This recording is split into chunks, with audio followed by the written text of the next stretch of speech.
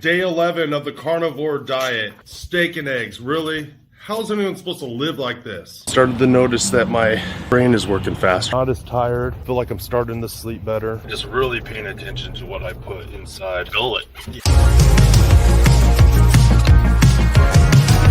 Oh, there it is. A few cravings here and there. Headache for a few days. Maybe I was dumping something. Feeling strong. Shirts are getting a little looser. This morning I was a little discouraged. I'm just gonna take that discouragement and just like, I'm gonna throw it out. And just keep going. Day 74, down 23 pounds. I can feel my energy level going up. Day 81, I'm a little hungry. Am I hungry or do I just want to eat? Get out and lift weight. Oh, I'm slimmed down. Change the way I'm thinking and the way I'm eating. 9 days left, but I don't think I can quit. Staying off the carbs and the sugars has just worked great for me. You gotta make sure you don't get hungry. Recommend it to anyone that thinks it might help them. Down 27 pounds, 90 days. Crushed it. Killed me out. Day 11. Everybody made it. It's a miracle. I made it to the live. We'll see if anyone shows up tonight. Welcome all you carnivores and carnivorettes. I just made up a word. Wait here a second, see if anyone hops on. I had a pretty good night. We had my boys are staying the night at their grandparents' house. 2 of my girls were at a friend's house for a while, and me and my wife had the little girls and went and looked at Christmas lights. Good evening. Drive around, listen to the Trans-Siberian Orchestra.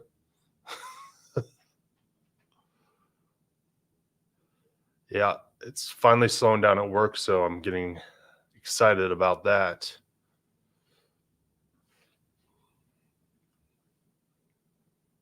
All right, well, let's see. I kind of got some videos tonight I thought I could watch and then react to, and if anyone else hopped on, they could tell me their opinion also. Here's something I found, which is probably offensive. Let's play this. Now I'm less fat. I work really hard. I didn't eat plants. I used to be fat and now I'm less fat. I work really hard. I didn't eat plants. Yeah, I totally forgot I did that. I wrote a song with myself in a wig about eating plants and stopping and then losing weight. Bam. I'll just delete that.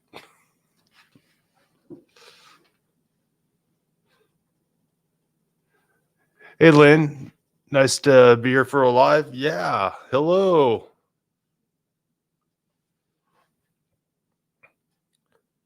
It's going to be hard for me. Yeah, put some comments in or some people hop on here because it's going to be difficult for me to just ramble on. I can only do that on video.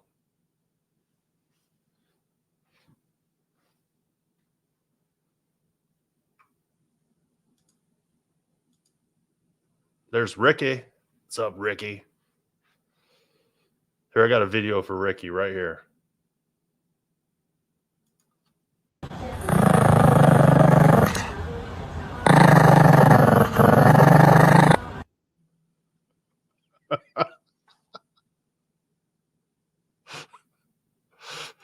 So if you don't know, Ricky here sends me these videos all the time of animals doing random stuff, and it's pretty interesting.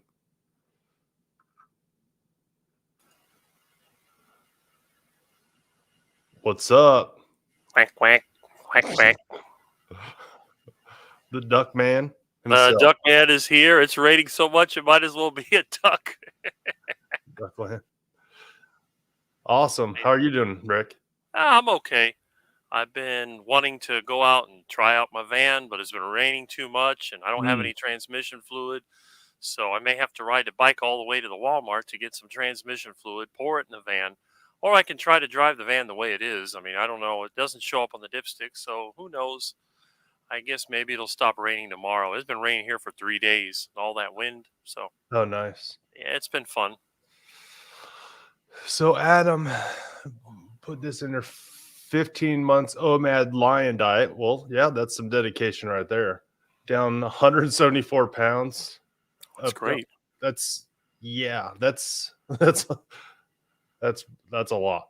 I've gone from 365 to 191. Boggles my mind. 9 more pounds to be half my former self. Yeah, that is quite an accomplishment.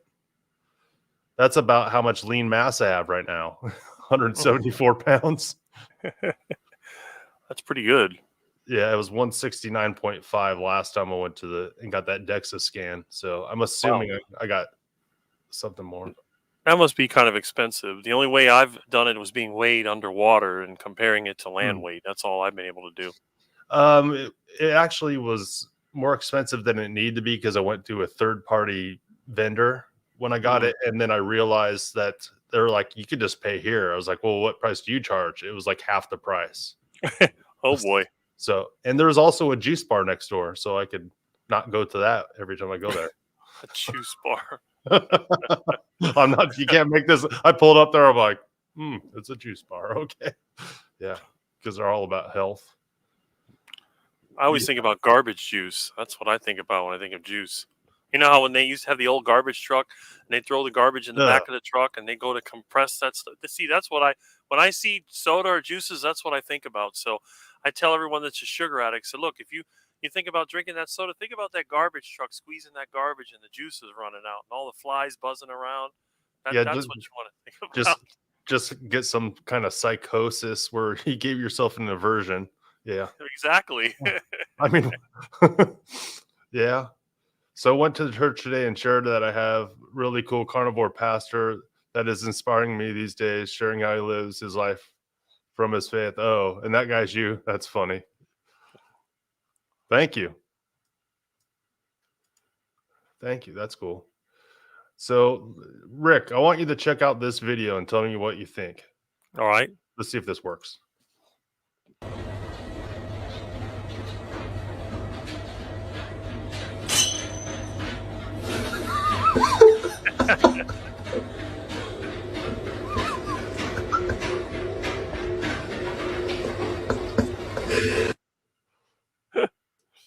I wonder if that's cheating. That's another video that Ricky sent me. I thought I'd throw those in there to give him a shout out. Well, at least it's not a video of duck mating. Okay, well, maybe next week. I got a few of those on my site, so there's plenty. I see that every day. Yeah, it's kind of natural and creepy at the same time. But, oh yeah, especially when you see the way they chase after each other, the funny noises they make. Sometimes they fight. It's like they're trying to forcibly mate with the females. It's rather interesting if you ever seen duck mating. I have not, but having quail, there's like a lot of mating going on at all times. Mm-hmm. Yeah, lots of it. And well, that's the way that prey is, Predators, not so much, but I mean, of course, the cats, they can be pretty wild, but they usually fight it out and then mate. But the prey, they seem to just mate indiscriminately. I know at least the ducks do. The chickens are the same way. The rooster chasing the chickens around. We got wild chickens running around this neighborhood, and it's a suburban neighborhood, so you can only imagine the wildlife, feral animals that are out there. Yeah. All right, let's check out. I got this other video. I want to see your reaction and anyone in the comments. What do you think about this video? And yes, I got a bunch of videos if we need them. So. Is your brain food. Your body cannot live without carbohydrates, so just eliminating carbohydrates is not the answer. Okay, we need to play that one more time. Carbs is your brain food. Your body cannot live without carbohydrates, so just eliminating carbohydrates is not the answer. Sorry. That's too much. Carbohydrates.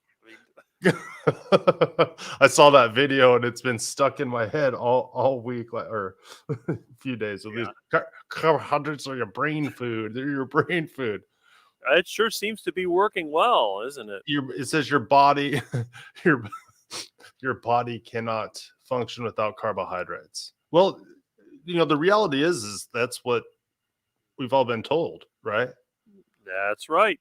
And the thing is, I found out that it wasn't actually true. I found that out decades ago. Yeah. While they were pushing the fat-free snack wells, I was over there loading up on the lard and the fatty meat. Yeah. Stormlight, I come into there's a lot of mating going on all the time. Yes, welcome. When you get me on a channel, it gets strange. Well, yeah, and it doesn't help that carbohydrates. that woman looks like she has a carb addiction potentially. Yeah. It's ironic how many so-called nutrition experts look like that too. Yeah, I mean, I've seen a lot of videos like that, but it's just it's rampant. Just think of carbohydrates or your brain food, and the reality is your body will make sugar. It makes its own sugar. So that was interesting for me to learn. Like literally, I'm not that smart, and the fact that I can, able to learn that is like okay. And this doctor's like, yeah, you need carbohydrates. I'm like, doesn't seem like it. It's funny you mentioned that because I didn't know that either until a couple of years ago. I had no idea. Yeah. Some people think I'm the expert in carnivore diet, but I did it as a joke and as protest, and I've learned more in the last couple of years, last 3 years actually, than the last 30. Yeah, I mean, there's been a lot more content, metabolic content and stuff like that. Hello, Tracy. So that's been interesting. Let's see here. Where do I want to go during this conversation? I got a lot of Dr. Sean Baker stuff. I have a habit of watching all his videos, so I know that. You know that? I comment on just about every one if you see the comments. Yeah. I don't have time for that. I barely can get to my own comments. Yeah. I get like messages all day and night from work and stuff like that. And it's overwhelming. Wow. Yeah. My work dried up, so I've been doing mostly stuff around the house trying to survive. All right, let's see. We'll play this next one and see what I labeled them, but it doesn't show me what they are in here. So good luck.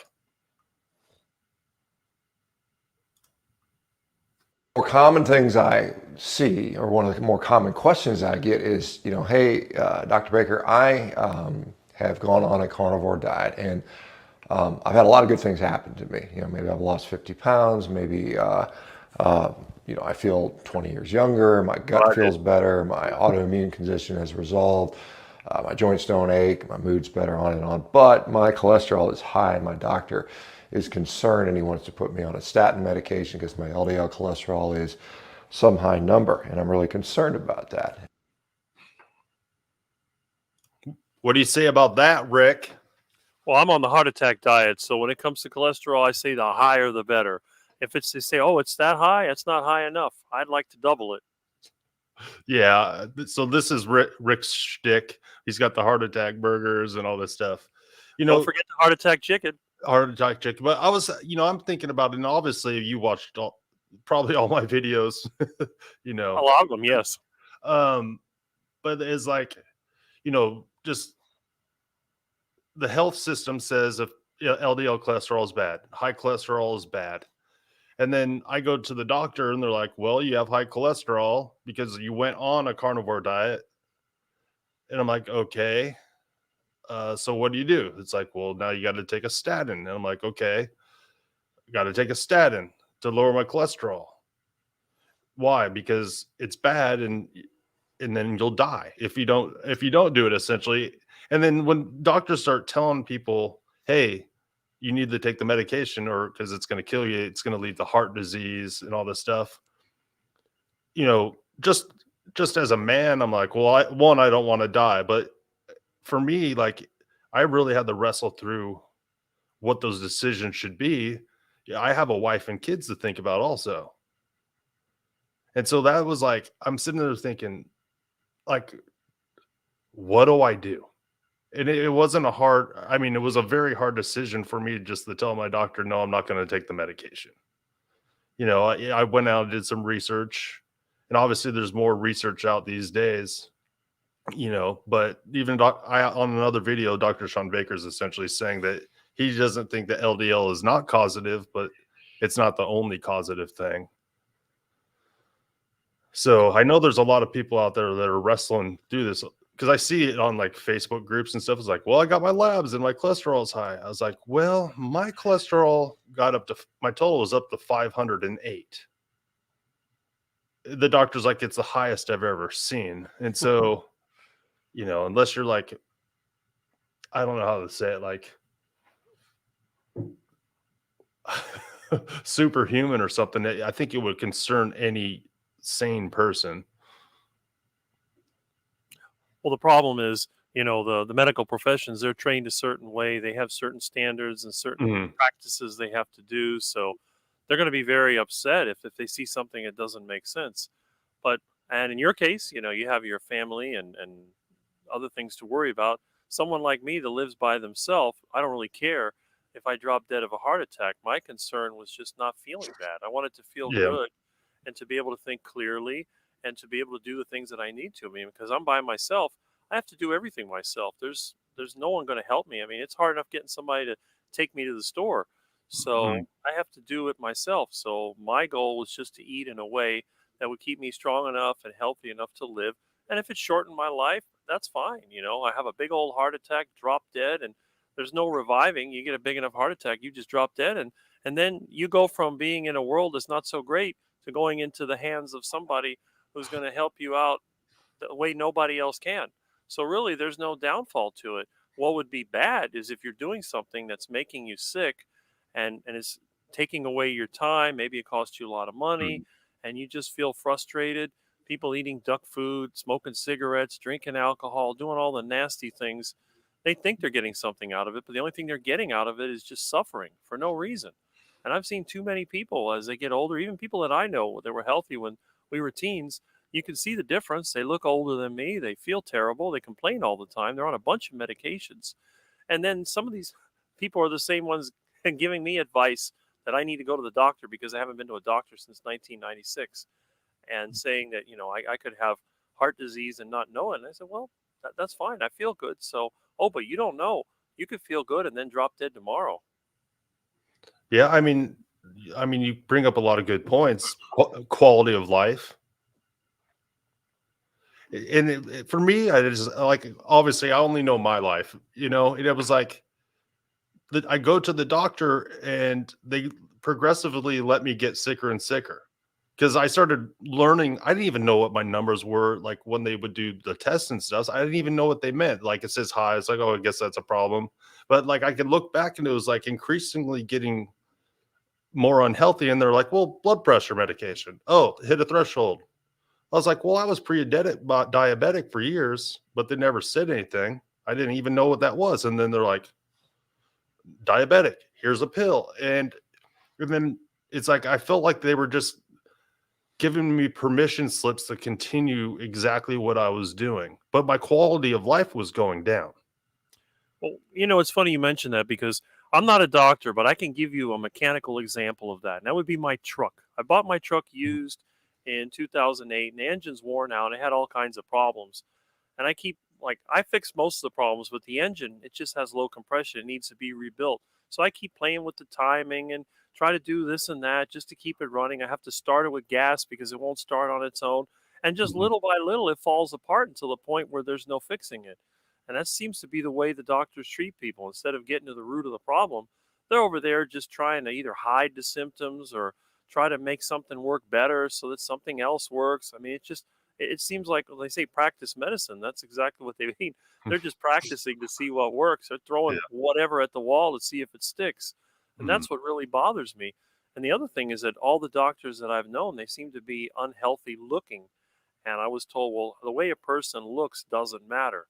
But in my mind, it does matter I mean, because it matters some, but it doesn't can't matter everything. Yeah. right. But if you see someone who's obviously obese, and Mhm. if they're having trouble breathing when they're walking down the hallway of the medical center, you know Mhm. that person's unhealthy. I mean, I Yeah. know a lot of people that are like that. You talk to them and they're on the phone. You can always tell when they're walking because they're like, They breathe like that. When I'm walking, I sound exactly the same as when I'm sitting down. In fact, I've been talking to customers when I had a cell phone, and they say, "Well, I'll talk to you when you get here," and I just tap on their shoulder. Here I am. They're like, "What?" Because they don't realize it, because I was talking to them the whole way. I was driving there, walking that one building, and you had to go like 300 feet to get to the office. And I was just talking away while I'm walking down the hallway. And other people, they have so much trouble. And then they complain about, they sit down, their knees hurt and their back hurt. The back seems to be the most common thing. Yeah. Everybody I know, especially tall guys like me, they all have back trouble. I seem to be the exception to the rule. And then all these complaints about things like their feet. They got the plantar fasciitis going on. They got neck pain. They got to go to the chiropractor because they need an adjustment. They got to get pain medications. And then the mental issues, the depression, the clinical depression. I had no idea how common that was until recently. And I started noticing that a lot of people that I've worked with and that I know, they're on antidepressants. And meanwhile, what are they doing? They're eating a bunch of the snacks and, oh, you want to grab something to eat? I'm like, I don't see anything running around here. No, no, no. They mean go somewhere to eat. I'm like, no, no, no, no, no. If I'm going to grab something to eat, it's got to have a tail. Otherwise, I'm not going to eat it. And they look at me like I'm crazy. I do it on purpose. That's part Yeah. of my attitude. And I think the other thing that works for me is not taking things too seriously. I Okay. will take certain things seriously, but not everything. Yeah. So that was making me think about, I have a doctor's appointment this Thursday. And so I've been looking for a new doctor. In theory, I just haven't got around to doing it. And I was like, I'm never going back to my doctor again, because last time I was there, like, I started getting anxiety about it. And it actually caught me off guard. I didn't realize I was like going to the doctor was going to give me the anxiety that it did. And then it was like, he sent me to, a cardiologist, and the cardiologist essentially told me that I was going to die and then I needed to eat sweet potatoes. And so that didn't help my anxiety at all. And then she wrote something in my chart saying he's only eating meat and he refuses to eat sweet potatoes because he thinks he's going to get diabetes. And part of me wants to just call this doctor and say, I'm not going to go in next Thursday. There's no point. There's no point for me to be there. And part of me wants to go in there and just try to just be set in my mind exactly what I believe. Just rest in that, go there and just say, yeah, look at me. I'm way healthier than I used to be. If I would have took your pills, I would have been just going on with my life with the permission slip and getting sicker. Sure, my cholesterol is high. My blood pressure is high when I'm here because I'm stressed out. But other than that, I'm doing well. Like, you want to go do pull-ups? There you go. Now you're talking. Well, I'm not saying that's like a marker for health for everything, but I can do pull-ups now. At least if there's a fire, I could jump to the window and pull myself out.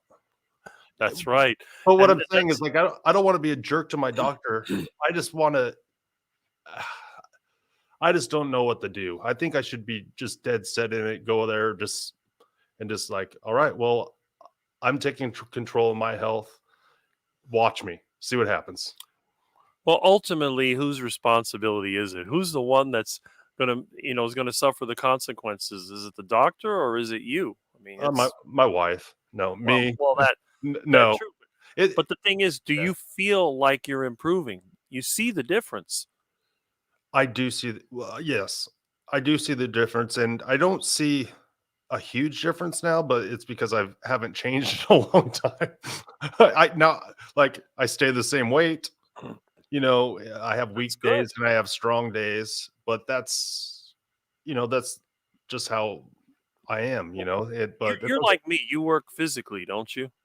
Yeah. You don't feel tired or unnecessarily sore? Depends on the day. Depends on how much work I do. But part of me was like giving off the coffee this week. No coffee this week. I saw that video. I commented on it also. Is me hearing Anthony Chafee saying that, drinking coffee itself can cause you pain, like your workouts and stuff, your muscles will get sore and stuff like that. That's what happened to him. That's right. Yeah, he said that. So I was like, well, let's see what we can do. And I'm trying to challenge myself to a year without it. And then I always joke, well, then a year and 1 day, I'm going to get back on. I'm going to drink a whole pot and see what happens. But Why not? You know, it's well, all an yeah, experiment. it's an experiment. But I know myself. I'm bent towards having an addictive personality. So, but the reality is, I've gained wisdom over the years and self discipline when it comes to those things. So I'm hoping that like I'll go without it, and then one day, like, hey, a cup of decaf coffee or whatever is not a big deal, and that'll be that.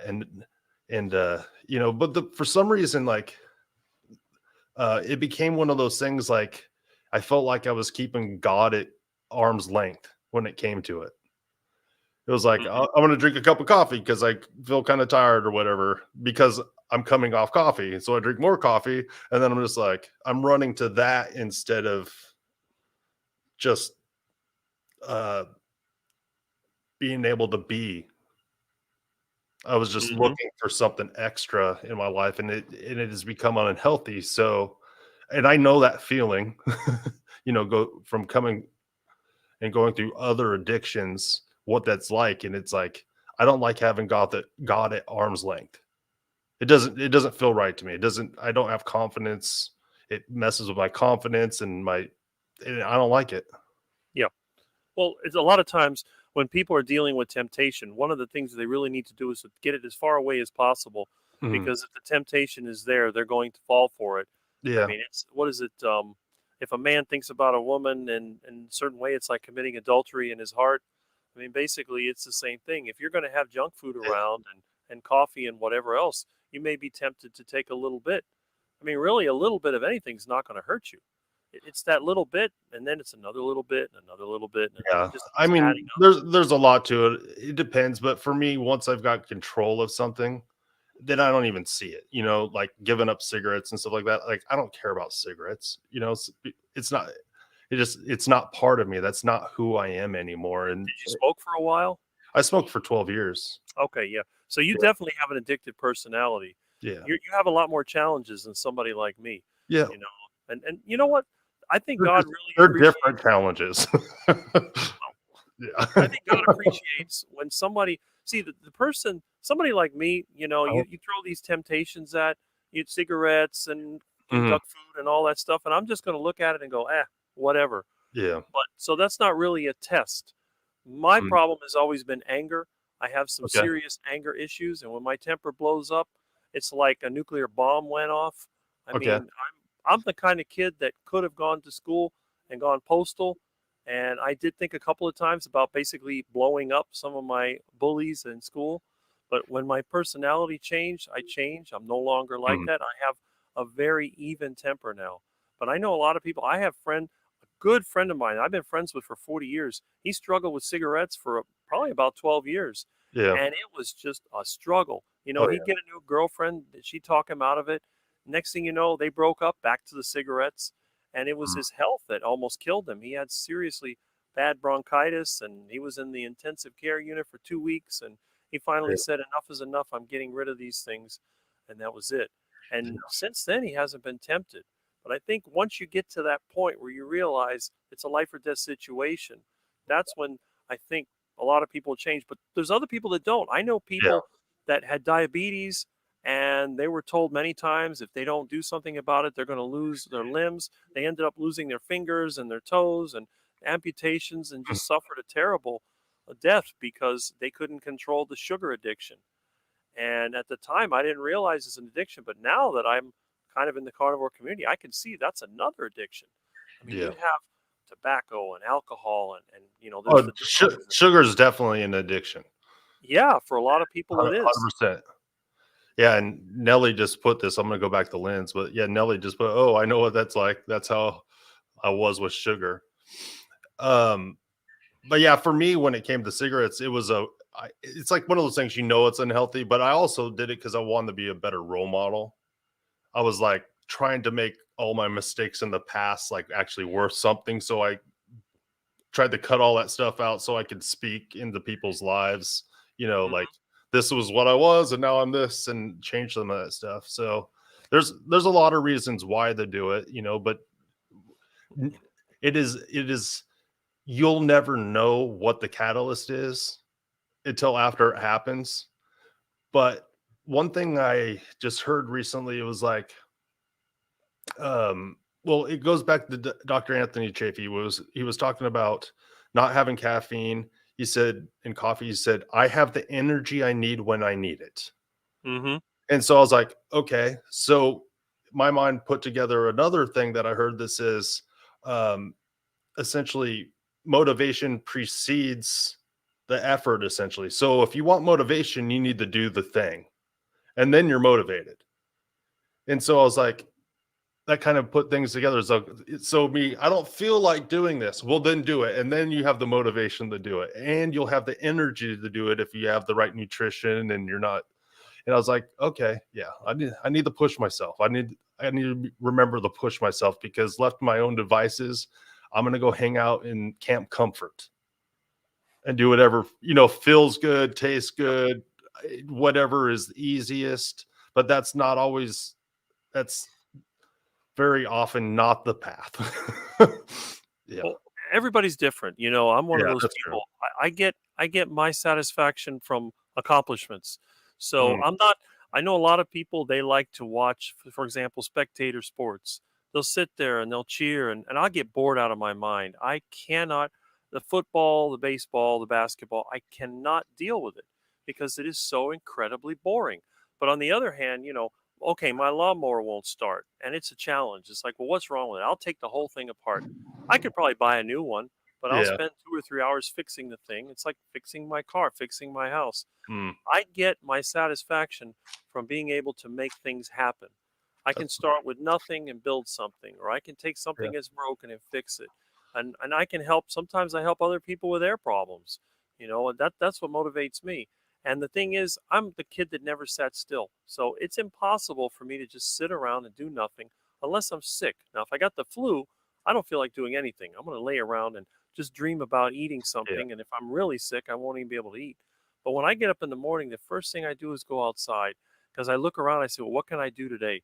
It's like Mm, now I don't have any work. My work is dried up and my truck's broken, but I'm working on the truck and I'm working around the house.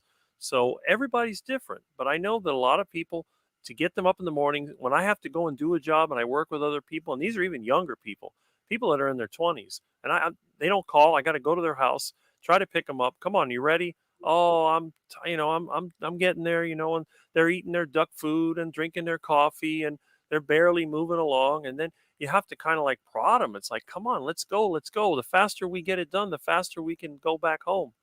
But it's mm. just, and it's like pulling teeth.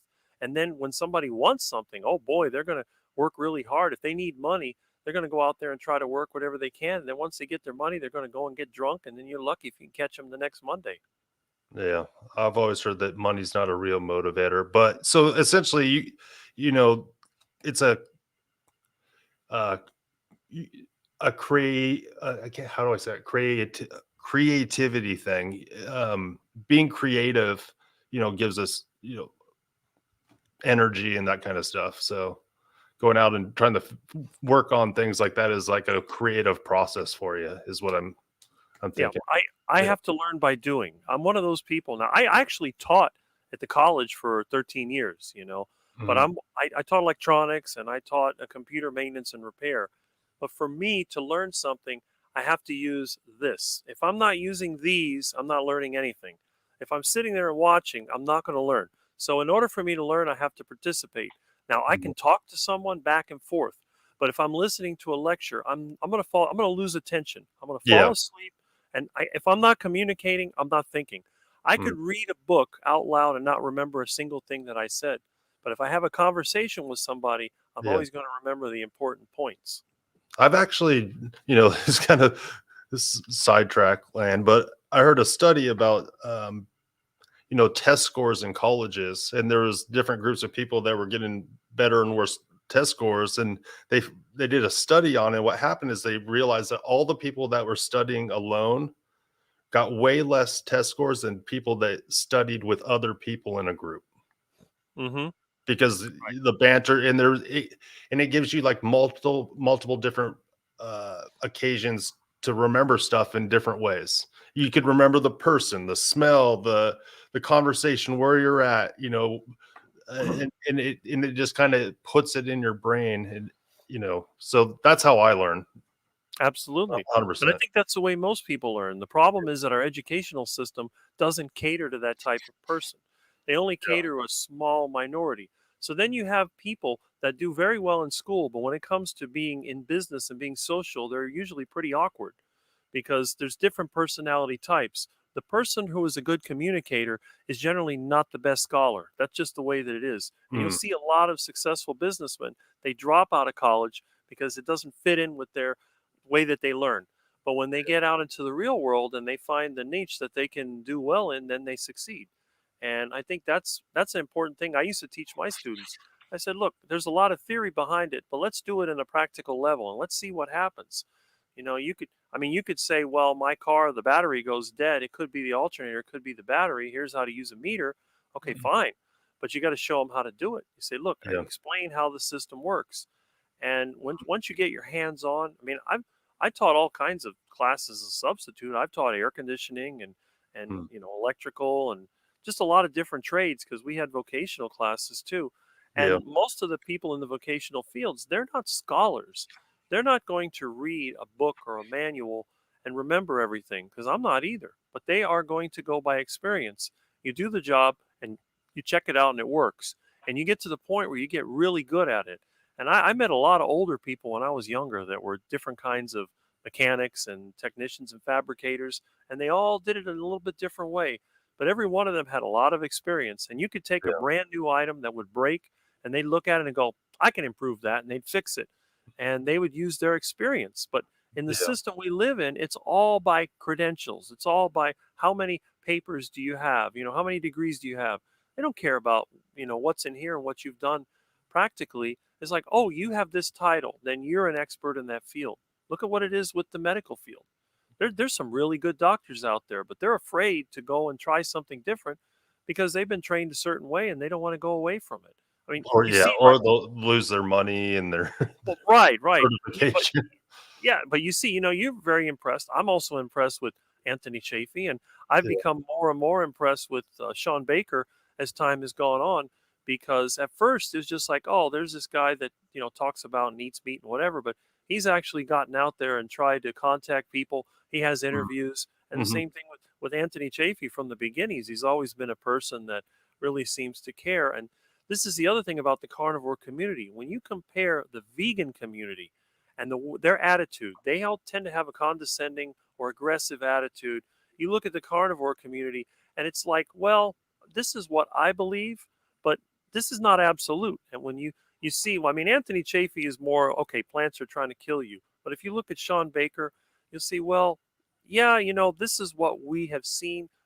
But if you're doing well in this other diet, go ahead and do that. And that's like I tell people, if something's working for you, keep doing it.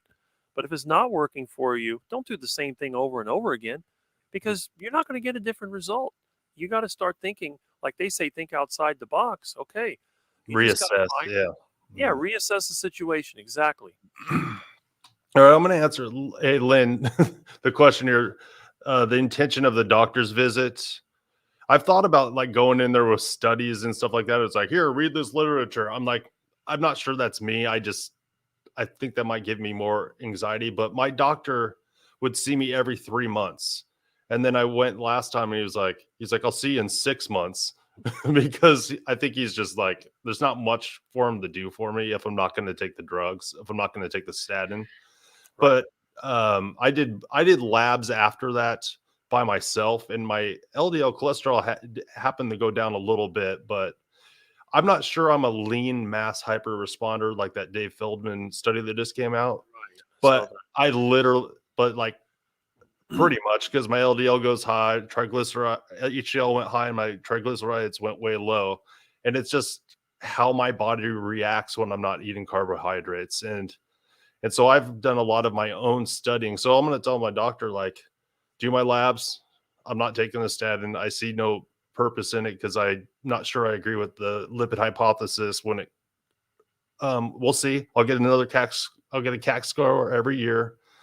If it's not going up by 25% like normal people, then I'll go from there.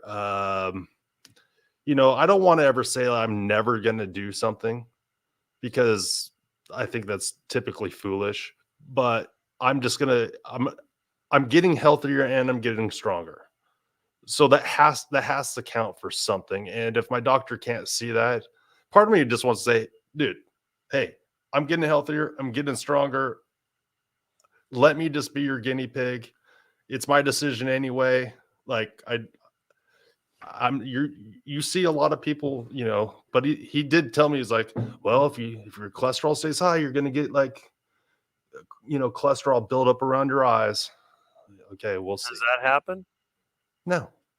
Okay. And I the can, other thing too, I can just run farther and jump higher.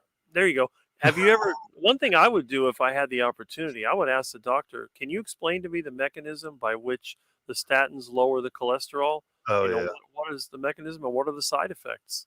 And see what they say. But they probably won't. Oh, I don't have time for that. That's usually what they'll say. Have you done the glycated albumin test? I asked for the moon, and what they won't cover, I do through your own labs. Yeah, I mean, there's that. I actually bought that um, book that Dr. King Berry came out with, like what labs, and I thought about taking that in there. But yeah, fasting insulin. The only reason I haven't done all that stuff is I'm lazy for one, and the other excuse is that I I feel like my body needs more time to heal anyway. I feel like I'm on the right track. You know, metabolically, I know I'm getting healthier. I'm trying to build some muscle mass, which is kind of like fasting. Essentially, I've done fasting, but I also don't fast. So I know I'm headed in the right direction, and a lot of that stuff is just let me know I'm on the right direction, but I've already kind of wrestled through that with some of the other stuff that I know I'm on the right direction. And giving up this coffee, I think might be like the next level because I think it makes me irritable. So Might be right on that. Storm Lily says, my husband works circles around this generation. They eat crap and live off energy drinks. That's it. Yeah, I mean, I have not had any energy drinks since I started this diet, and I used to drink Red Bulls and amps back in the day and all that kind of stuff. Because I worked at a teen center and I had to stay up till all night and work with teenagers, and yeah, it was either I ran to I have those no things. trouble I staying know up. I know it wasn't good for me. You know, I know it wasn't good for me. my problem's the opposite. I could stay up all night. Remember, we had that 24-hour thing with Carrie. I stayed up the whole time and I was fine. Oh yeah. Yeah, I mean, I can probably do it way better now than I used to, especially just being even, but I like my sleep. So I enjoy it. All right, let's see. Let me play. I, let's. I play. No, I'm not going to play that again. The lady with the cholesterol. Here, let's see. I want to go over this one too. And everything else is fine. You're lean, you're fit, your normal blood glucose, normal blood pressure, low inflammatory markers, low triglycerides, on and on and on. Then I would say at that point, get some imaging. Particularly if you're over, say, age 40, get a CAC score or something along those lines, just to give you some level of idea where you stand metabolically, and are you someone that has that capacity to have disease. Now, a lot of people say, well, I got a CAC score, it was 0, mine was 0. A lot of people say, well, what if I got a score and it was not 0, it was 100 or 150? Well, in that situation, I think, it becomes very important to check it again, right? Get a serial exam to see which direction it's going in, and what you want to do with regard to, LDL levels and so on and so forth is a little bit more complicated, I would say.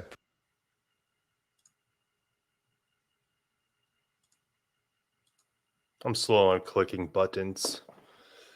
But yeah, he was talking about the CAC scores. I Hmm. had so many people tell me about a CAC score. Have you haven't done any of that, have you? I haven't been to a doctor since 1996. Yeah, when I was the year I graduated from high school. Yeah. That's 10 years after I graduated from high school. Okay. Yeah. So, that's one of those things that I did do because a lot of people in the comments, me sharing my story is like, get a CAC score, get a CAC score. And there's all these people coming back and they're like, mine's zero, mine's zero, mine's zero. And I went and got mine. And I woke up and I saw the thing. I look and my eyes don't work in the morning like I want them to. Like 12. Huh. What? 12. And then they focused and it was like, no, 122. Wow. So, and it's all like essentially where the Widowmaker is. Hmm.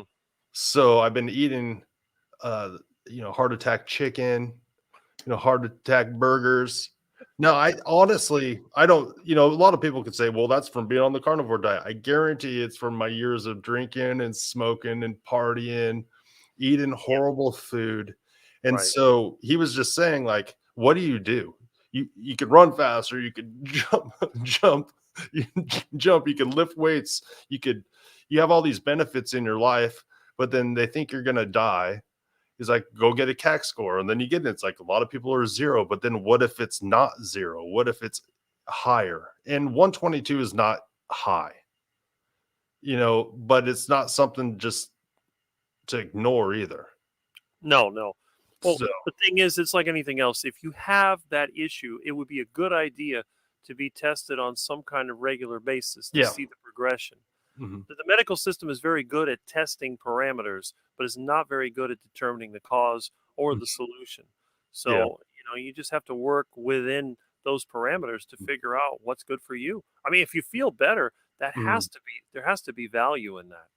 Yeah. And so I'm like, in my mind, I want to do it at the year. And in my mind, I'm like, okay, what if it's lower? That'd be so cool. There But you go. But on average, they say it goes up 25% on average. And I saw a comment the other day. A gentleman says he went back and had his tested after it was being high, and it was only 10% higher. So it's like slowed the progression while he was on a carnivore diet. That's a good sign right there. So, taking charge of my own health, and I guess I could just not do it. But since I need content. I need content for one. No, I would do it. But I would do it. But no, my goal is like to kind of take control of that for my doctor because he wouldn't have ordered it. He wouldn't have ordered it ever. I actually called it in for myself and it said, did your doctor order that? And I clicked yes. So I'm not sure if that was a lie. Hey, as long as you get it right. But I was like, I'll pay for this for myself. But it's, what do you do? I'm glad I got the baseline. But that cardiologist like, oh, it's always worse when it's a smaller amount because that's when it breaks off and you just die. And I'm like, okay. One, he needs better bedside manner. Two, how is anyone supposed to know that Napoleon? That's like Napoleon Dynamite. Like no one knows this, man. But we will see. I'm the great experiment. That's right. So, yeah. Let's see here. We probably have time for this one last one for sure. Actually, I think I'm going to play this other one and really stir the pot. Here we go. I want to see what you guys think in the comments too.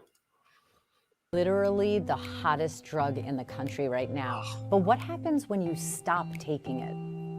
Ozempic is part of a class of medications called GLP-1 agonists, and they are really important, safe, and effective for people with type 2 diabetes. But about 10 years ago, in the world of obesity medicine, it was discovered, as we do with a lot of medications, that there is a side effect may be beneficial, and we're talking about the side effect of weight loss. Fast forward, one of these medications recently was FDA approved for specifically weight loss for people who are obese or overweight. And of course, like many medications, they are also used off-label specifically and exclusively and deliberately to affect weight loss. These are usually injections. They're given by the individual, by the patient. In the belly is the most common location, once a week. These medications are generally well tolerated, but one of the ways in which they work is by slowing the emptying of the stomach. So one of the side effects, not surprisingly, can be GI, nausea, in some cases even vomiting, as diarrhea or bowel issues, and in rare cases, pancreatitis and inflammation of the pancreas. And these drugs do carry a black box warning for a rare type of thyroid cancer. So what happens if someone were to take one of these medications like Ozempic, lose some weight, and then discontinue or stop taking the medication? Obviously, it's variable. It's not one size fits all, and individual results and long-term results will tend to vary.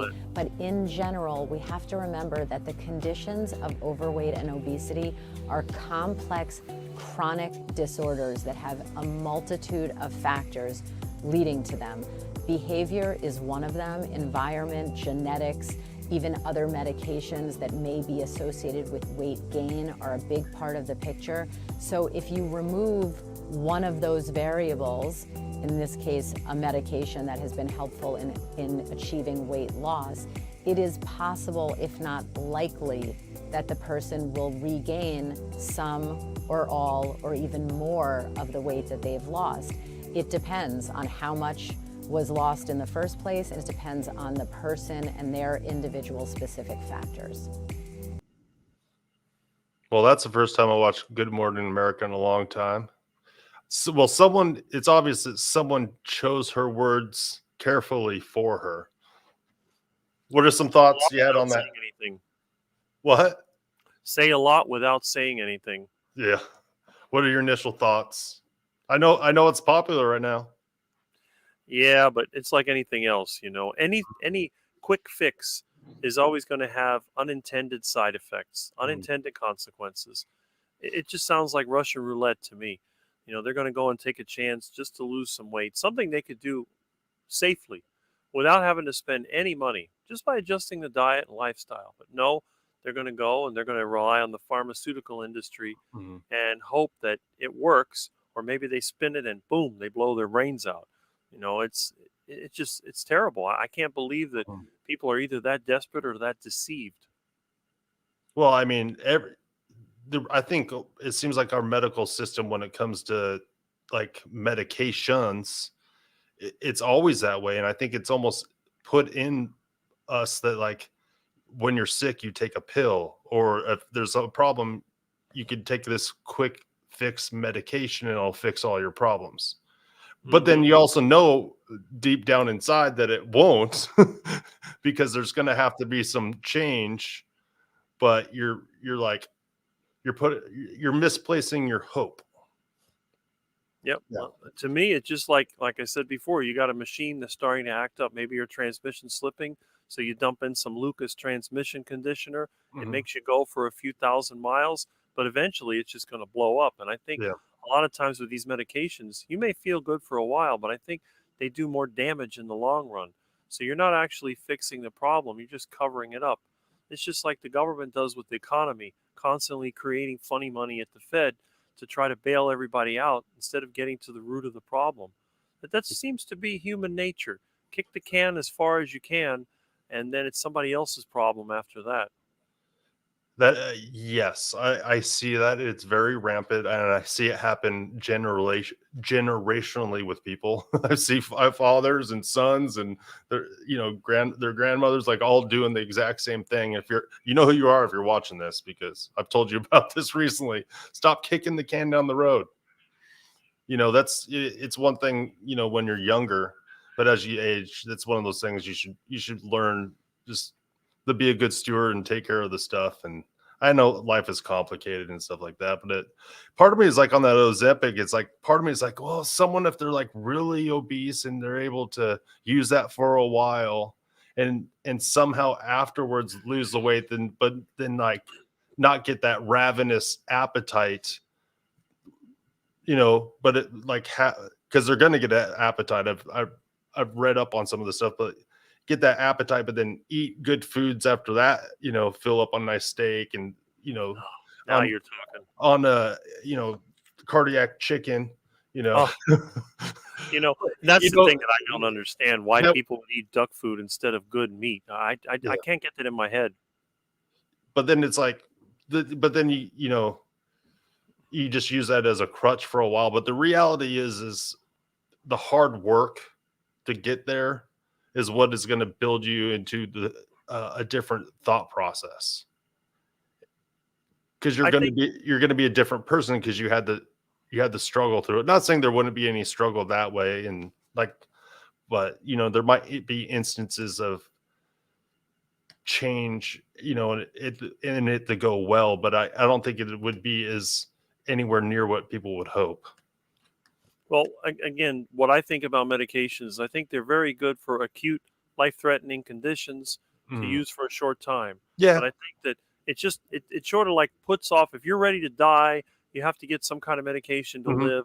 But then it's up to you to try to fix the problem and then try to wean off of that medication, because all it's going to do is just make things worse. You may live a little longer, but when it does catch up with you, it's going to be it. You're going to hit that brick wall.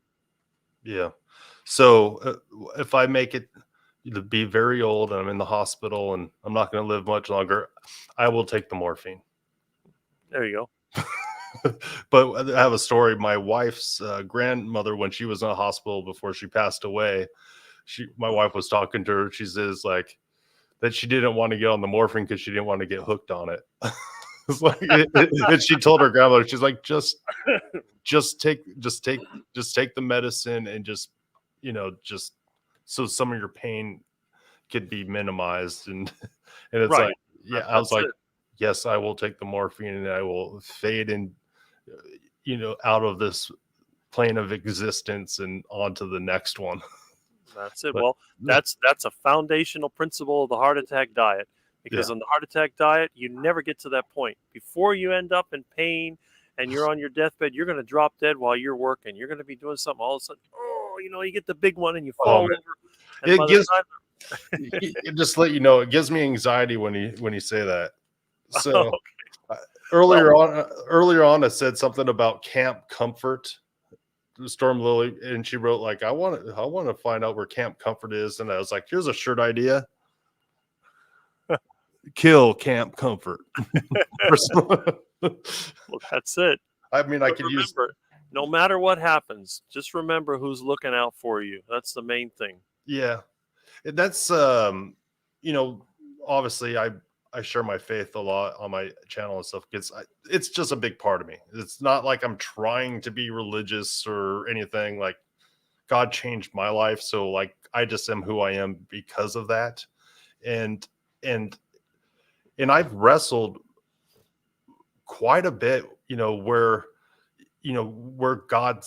what God thinks about me on this diet and how I should promote it and what my attitude should be about it. And, should I give people false hope? Should I lie to people and say, never lie.